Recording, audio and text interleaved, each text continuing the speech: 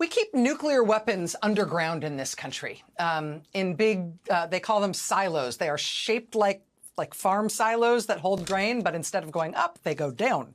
And all over the northern plain states, we have these underground silos, these massive underground fortresses, which hold huge nuclear-armed intercontinental ballistic missiles in Montana, Wyoming, North Dakota. And a lot of them, especially the first ones that we built, are up in that northern tier of the country because they are a Cold War relic. And the idea was that you'd want them in the inland northern tier of the U.S., so you'd have plenty of time to see any incoming threat to those sites flying in from either coast. So you wanted them way inland. But B, you also wanted them way north, so you could fire those intercontinental ballistic missiles north over the Arctic Circle as the fastest path to go hit Moscow, right? To go hit Russia, or I guess the Soviet Union, since it was a Cold War thing. And there were some earlier missile silos with different kinds of weapons, but mostly what we think of when we think of those nuclear missile silos on the northern plains, mostly what we think of are the Minuteman sites for these huge 50-foot-long nuclear-armed intercontinental missiles, the Minuteman missiles. And those Minuteman missile sites in Montana, North Dakota, Wyoming, those started to go in the early to mid-1960s. And they are still there and still functioning today, because we as a country still have thousands of live nuclear weapons that we maintain in a constant state of readiness because sure, why not? But if you're going to decide as a country to do that, one thing you can't then do is let those nuclear weapons and those nuclear weapons sites fall into disrepair, right? This isn't like old books or soccer balls that you stashed in a milk crate on a shelf in your garage and forgot about, and, you know, look, the mice got to them. Right?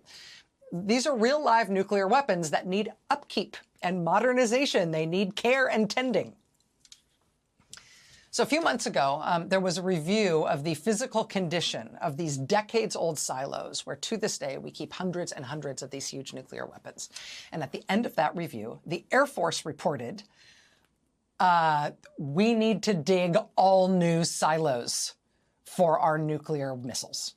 Turns out these silos we dug starting in the 1960s aren't going to last forever. They're leaking, they're crumbling, they're no place to keep live nuclear weapons and the crews that watch them and maintain them and stand ready to launch them 24 hours a day.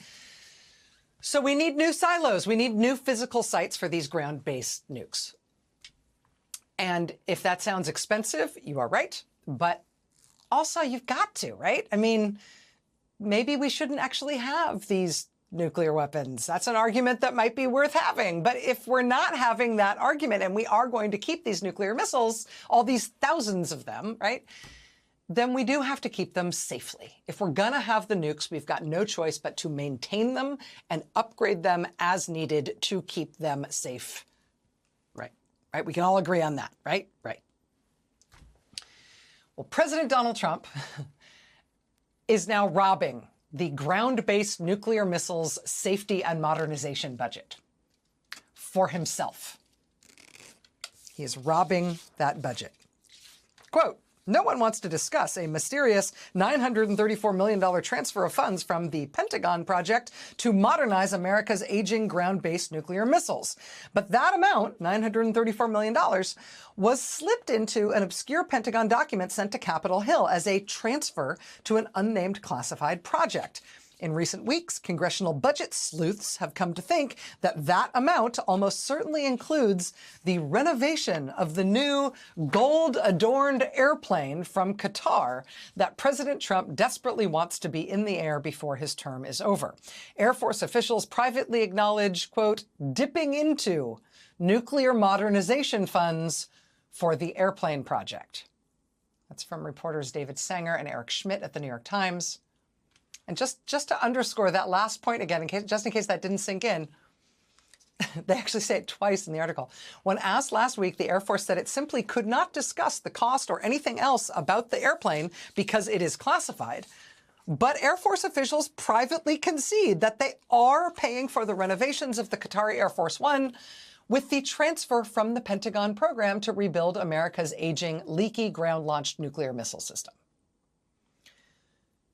So our aging, leaky, ground-launched nuclear missile system needs some attention, needs a little TLC, because, you know, they're huge armed nuclear missiles under the ground in Montana and Wyoming and all over the place in silos built for them, I don't know, 60 years ago.